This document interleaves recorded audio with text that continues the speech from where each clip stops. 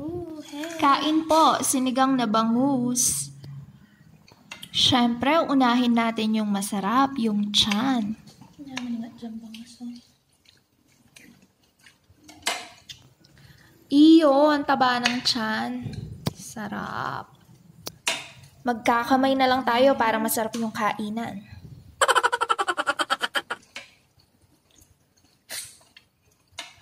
Kamay na lang natin.